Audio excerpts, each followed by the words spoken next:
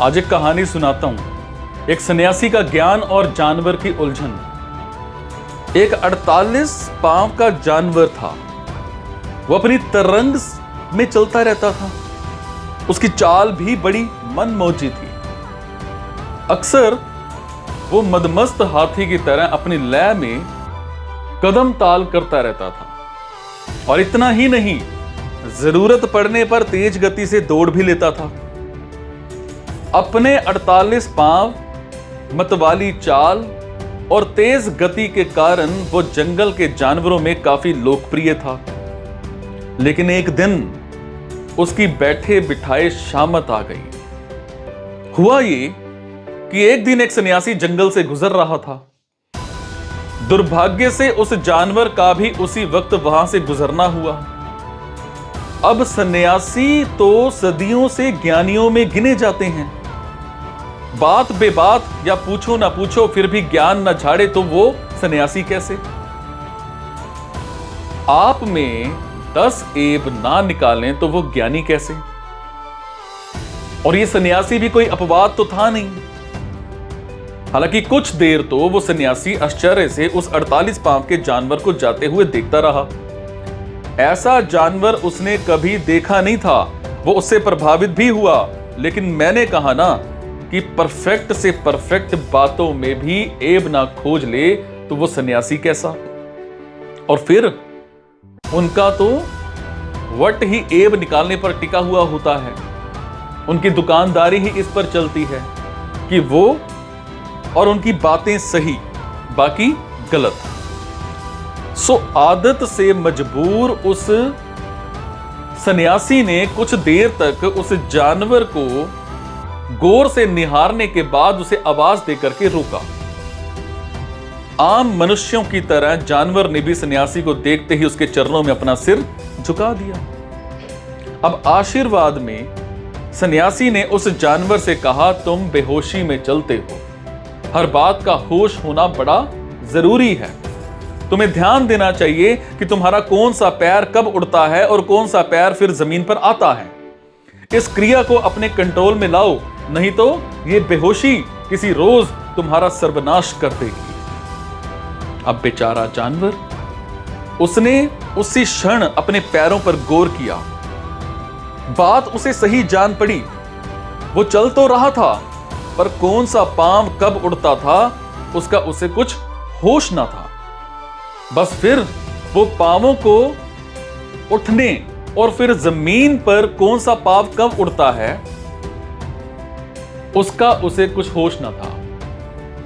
वो पांवों को उठने और फिर जमीन पर आने की सूचना देने में व्यस्त हो गया। इधर हुआ ये कि पांव उसकी सूचना के अनुसार जमीन से उठने और वापस जमीन पर आने तो लगे, परंतु अपनी लाख कोशिश के बावजूद भी वो ये करने पर चल नहीं पा रहा था। वो तो काम पे लग गया, घंटों प्रयत्न करता रहा, पर बात नहीं बन रही थी। उधर सन्यासी बड़े मजे लेकर यह तमाशा देख रहा था। इधर आखिर जानवर की बुद्धि जागी। उसने सोचा, भाड़ में जाए होश। जब सब अपने आप ठीक चल रहा है तो मैं क्यों प्रयत्न करूं? लेकिन प्रयत्न तो प्रयत्न होता है। बस चंद घंटों के प्रयास में वो अपनी नेचुरल चाल ही भूल चुका था। यानी ध्यान पूर्वक पांव उठाने और वापस जमीन पर रखने से तो वो नहीं ही चल पा रहा था, परंतु अब नेचुरल चाल भूल जाने के कारण बेचारा जहां था वहीं जाम हो गया। वो बुरी तरह से चिंता में पड़ गया। आखिर कोई उपाय ना देख उसने सन्यासी से सहायता मांगी। पूछा भी कि अब मैं क्या करूं? अब इसमें सन्यासी क्या करे? उसका काम था ज्ञान देना, सो वो दे चुका था। अब फंस गए तो इस कारण कि तुम्हारे पिछले जन्मों के कर्म आड़े आ गए। बस उस जानवर को भी पिछले कर्मों की दुहाई देते हुए वो सन्यासी उसे उसी हाल में छोड़ करके चलता बना। बेचारा जानवर वर्षों वहीं पड़ा रहा। वो चल नहीं पाया तो नहीं चल पाया और आखिर उसी जगह पर उसकी मृत्यु हो गई। बस हमारी जिंदगी में भी तमाम ज्ञानों और सारे प्रयत्नों का यही हाल हो रहा है। ये तो अच्छा है कि अब तक किसी ज्ञानी मनुष्य को सांस कैसे लेना या कैसे हवा में से ऑक्सीजन छांटना ये नहीं सिखाया है। अच्छा है जो इस क्रिया पर शास्त्र नहीं लिखे गए हैं, वरना तो ऐसे हर प्रयास में मनुष्य को भी अपनी जान गंवानी पड़ जाती और शास्त्रों की भाषा में उन्हें अपने पिछले कर्मों की सजा मिल रही होती। दरअसल दिक्कत यह है कि ज्ञान का दावा कई लोग करते हैं, परंतु उनमें से मोस्टली प्रकृति के ऑटोमेशन को नहीं समझते हैं। और सच यह है कि ऑटोमेशन ही सबसे बड़ा, पक्का और उपयोगी ज्ञान है।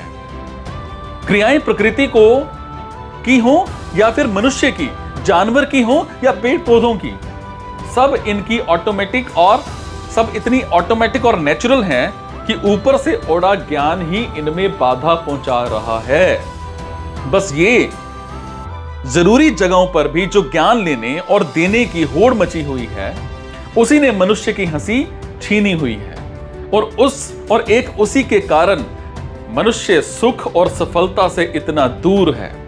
वरना सुख और सफलता तो हर मनुष्य का जन्म सिद्ध अधिकार होता है।